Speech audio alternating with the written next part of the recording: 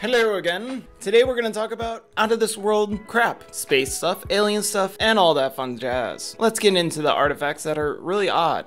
First of all, a Russian man found a strange piece of machinery from his land in the capital of Korea area. The object resembled a piece of tooth wheel and was embedded in a piece of coal he was using to light a fire. Although discarded pieces of old machines are not uncommon in Russia, the man became curious and showed his findings to some scientists. Testing revealed that the tooth object was almost pure aluminum and almost certainly artificially made. Also, it was 300 million years old. A little old, to say the least. This raised some interesting questions. Did dinosaurs use this electrical output? I don't know. As aluminum of this purity and shape can't form naturally, and humans didn't figure out how to make it until 1825, curiously, the object also resembles parts that are used in microscopes and other delicate technical devices. Although conspiracy theorists have been quick to declare the finding of part of an alien spaceship, scientists researching it are not willing to jump to conclusions and wish to run further tests in order to learn more about the mysterious object.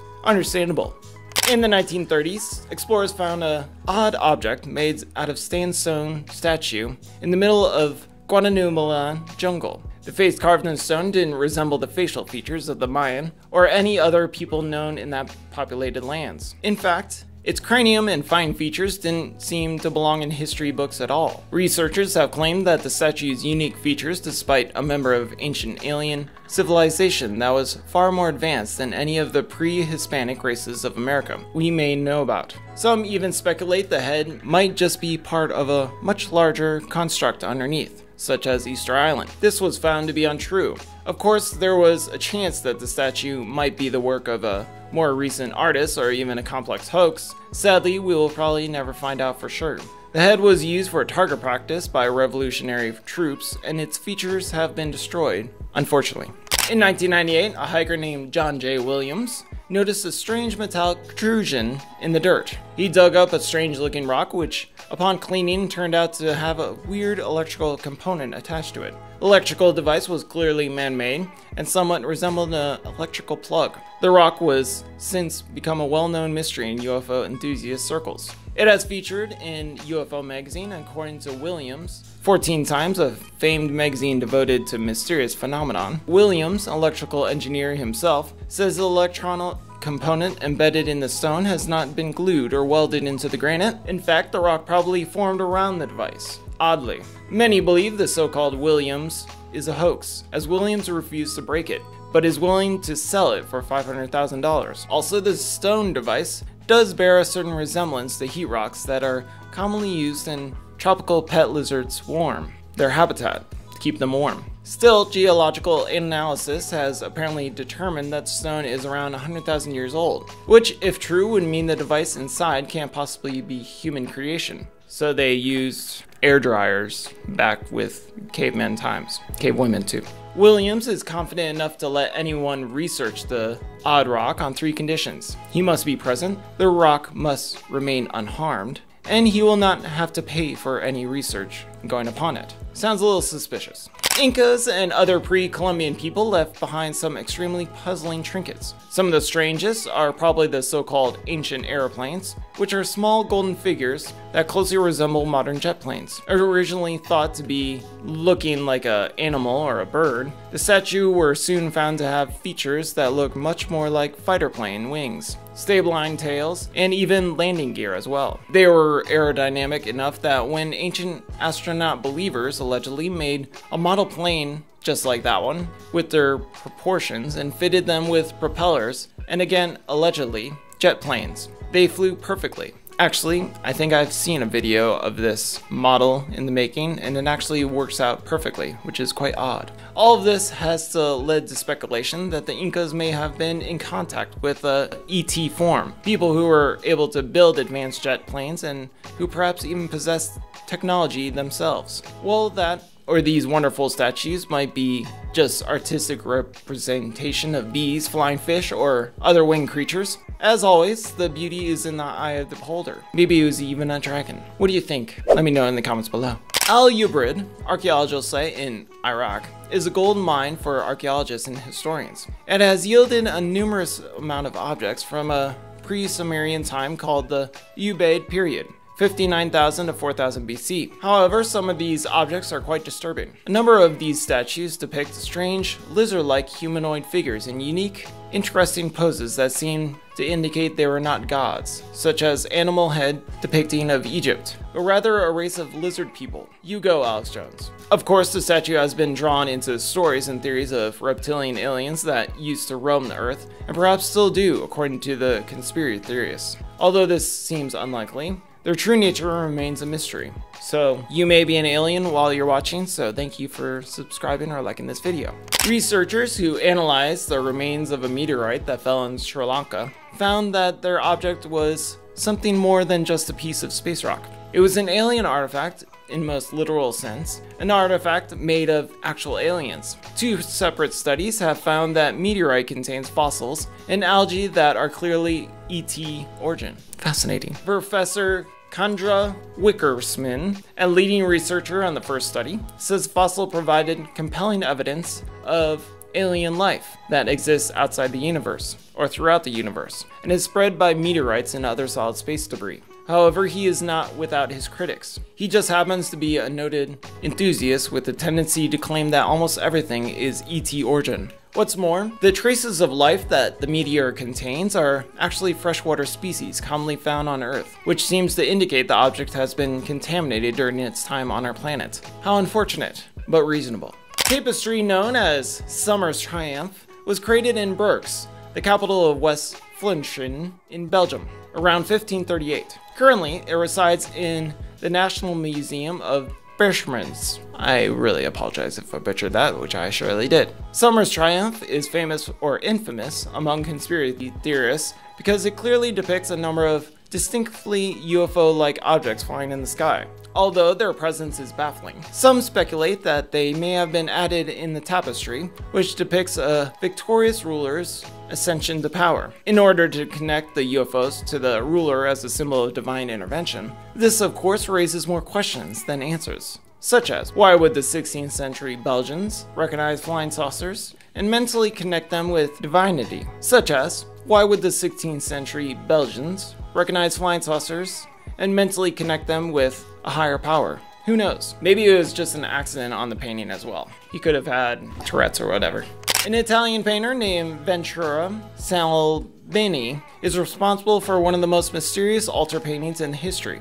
Disputa of the Eucharist, a 16th century painting also known as the Glorification of the Eucharist, or the Holy Communion, is a three-part work. Bottom two parts are relatively normal. They depict a number of religious authorities and an altar. However, the top part shows the Holy Trinity, Father, Son, and a dove depicting the Holy Ghost, looking upon them, and holding what seems to be a space satellite. The object is large and spherical, and a metallic finish, telescopic antennas, and strange lights as well. It had the boots and caboodle of all good stuff in a painting. In fact, it heavily resembles an old Sputnik satellite. Although UFO enthusiasts and ancient astronaut theorists have often claimed the Disputa as proof of ET or perhaps time travel, experts have been quick to debunk such notions as well. Damn scientists. According to them, the orb is a Sephira Mundi, a globe-like representation of the universe that used to be common in religious art. The strange lights on the satellite are merely the sun and the moon, and its antennas are actually wands that act as symbols of authority for the Father and the Son, which makes sense. At first, when I was looking at this, I was thinking the Father and the Son were painting the universe, but here's what your thoughts on down below. The story goes like this. In 2012, the Mexican government released a number of Mayan artifacts that had been protecting for 80 years as state secrets. These objects were retrieved from unexplored pyramids that were found under another pyramid in the area, the site of one of the most powerful ancient Mayan cities, Calakmul, a government-sanctioned documented by Raul Levy and financier Elizabeth Theotra, ex-wife of former publisher of the San Francisco Chronicle, featured a number of these findings, most of which clearly depict a UFO and alien visitors. The case may seem fairly enticing, but once you look closer, a strange pattern of fraud begins to emerge. Way to go. Both of the documents seem to be lying about something. Julio Levy doesn't appear to be who he claims to be. Raul Julia's widow has publicly called out a conman named Salvador Fuentes. According to her, Salvador is attempting to ride on her late husband fame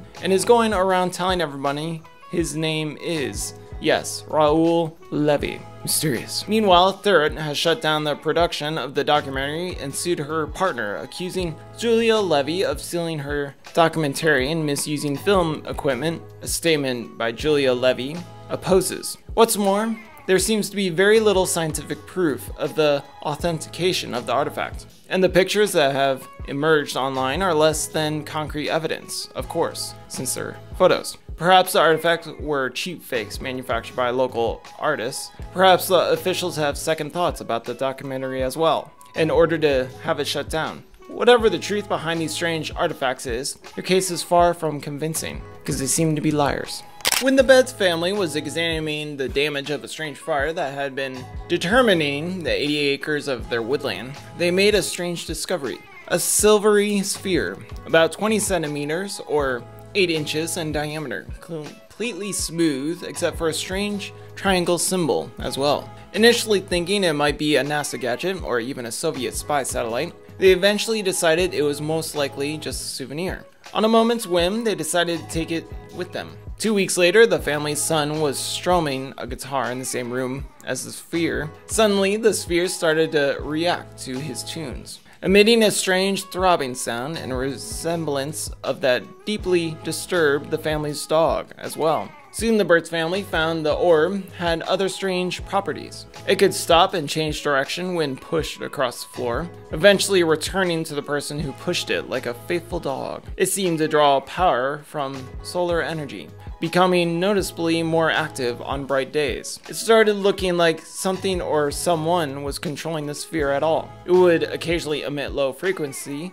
rattling and vibrating, like there were a motor vehicle inside itself. It seemed to avoid falling and crashing at all costs, as if to protect something inside of it. It even managed to completely defy the laws of gravity and climb up a slanted table to avoid falling. A media frenzy ensued, of course. Respectively, papers such as the New York Times and London Daily sent researchers to witness the miracle sphere, which represented its tricks to countless people. Even scientists and representatives of the military were impressed, although the Betts family wouldn't let them take the sphere for a closer examination. However, that soon changed as the sphere took a turn for the worse. It started exhibiting poltergeist-like behavior. Doors started slamming shut at night and strange organ music would fill the house out of the blue. Quite creepy, you sphere you. At the point, the family decided to find out what sphere really was. The Navy analyzed it and found it was a perfectly ordinary, if not high-quality, stainless steel ball.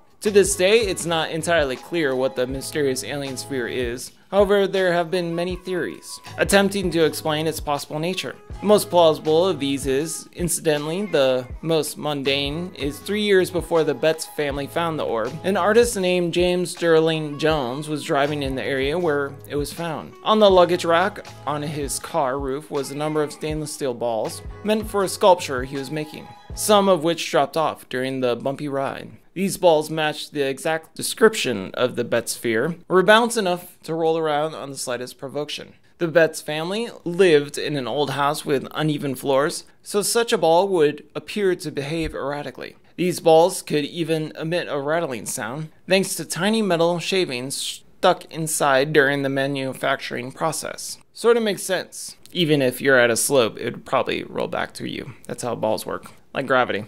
Anyway, what's some ancient alien artifacts that you find fascinating? I find the helicopter in Egyptian wall quite fascinating, personally. But anyway, let me know in the comments below. Thanks for watching. Have a great one. Bye-bye.